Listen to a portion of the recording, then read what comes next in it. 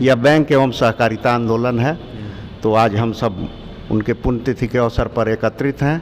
सभी सहकारिता से जुड़े हम लोग एकत्रित हैं और माल्यार्पण का कार्यक्रम। मूल रूप से किसानों से जुड़ा हुआ संगठन है और सीमित संसाधनों के तहत जो भी हमारे पास संसाधन उपलब्ध हैं, मतलब जिला सहकारी बैंक के पास संसाधन उपलब्ध हैं, उन संसाधनों के तहत हम लोग किसानों की अभी तक बिहार देख रहे हैं, गोपालगंज में आए हैं अभी तक।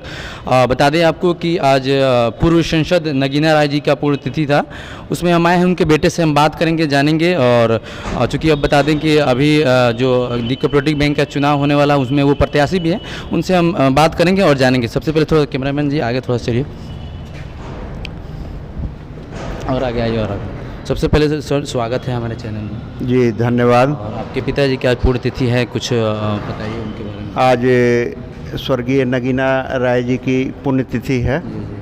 वो गोपालगंज जिले के सांसद भी रहे 80 से 84 तक, और कुचायकोट विधानसभा क्षेत्र से कई बार विधानसभा का प्रतिनिधित्व किए। बिहार सरकार में कई विभागों के मंत्री रहे और सहकारिता आंदोलन जो ज़िले में अभी चल रहा है उसमें मुख्य रूप से उनकी अहम भूमिका रही है।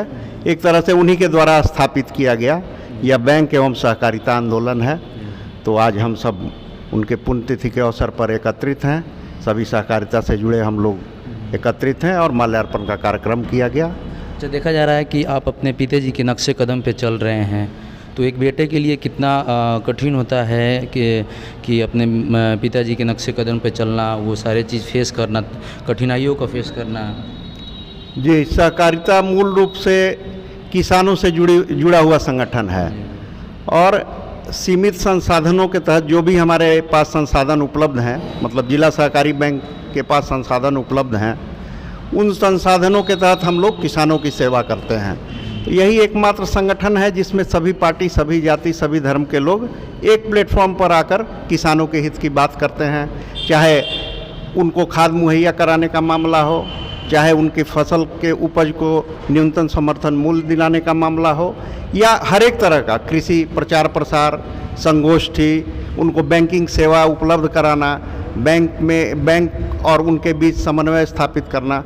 तो सहकारिता गोपालगंज जिले की शुरू से ही बहुत अच्छी रही है और फिर हम लोग इसी प्रयास में हैं कि इसको और बेहतर से बेहतर बनाएं। हाँ। अच्छा सर, पता ये भी चला है कि अभी जो आप चुनाव लड़ रहे हैं निर्विरोध आपकी मतलब विजय हो चुकी है। अभी तक तो तिलक नहीं लगा है, लेकिन विजयी हो चुके हैं। इसके बारे में आप जनता को और क्या कहना? जी, ये बैंक के चुनाव में मैं भी अध्यक्ष पद का प्रत्याशी था। मैं अपने ज़िले के सभी किसान प्रतिनिधियों सह पैक्स अध्यक्षगण के प्रति आभार प्रकट करता हूँ कि इस बार उन्होंने निर्विरोध मुझे चुना और मुझे ईश्वर इतनी शक्ति दे कि मैं उनकी उम्मीदों पर खरा उतरूं और किसानों की सेवा निरंतर करता रहूं। किसानों का अगर कहा जाए तो किसानों के धान के खरीदारी का जो मामला आता है वो हमेशा धान खरीदी कम खरीदा जाता है।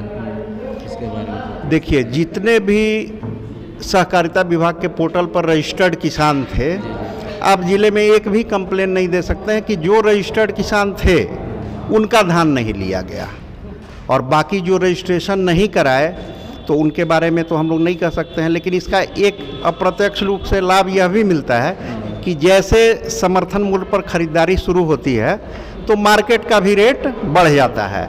तो अल्टीमेटली तो किसानों को लाभ मिला खरीदारी शुरू होने से, और जितने किसान सहकारिता विभाग के पोर्टल पर रजिस्ट्रेशन किए कि हमें धान बेचना है, धान बेचने को इच्छुक है, अपना क्वांटिटी दर्ज किए, उन सभी किसानों का धान ईमानदारी पूर्वक लिया गया। जी, तो आखिरी में चलते चलते अपने पैक्स अध्यक्षों से क्या कहना, क्या अपील कीजिएगा? पैक्स अध्यक्षों से मेरा यही आग्रह होगा कि किसानों के हित में ज़्यादा से ज़्यादा काम हम लोग करें। नाबार्ड से सहयोग लेके, राज्य से सहयोग लेके, केंद्र सरकार से सहयोग लेके, अब तो केंद्र सरकार मतलब केंद्र में सहकारिता मंत्रालय का गठन भी हो गया जिसके माननीय अमित शाह जी हम लोग के सहकारिता मंत्री हैं। तो आने वाला समय और बेहतर होगा, हम लोग यही उम्मीद करते हैं, और पैक्सों को और संसाधन मुहैया होगी। थोड़ा सा परिचय अपना बताइए। मेरा परिचय हुआ, मैं महेश राय, निवर्तमान अध्यक्ष the Gopalganj Central Cooperative Bank Limited, Gopalganj, Bihar. धन्यवाद।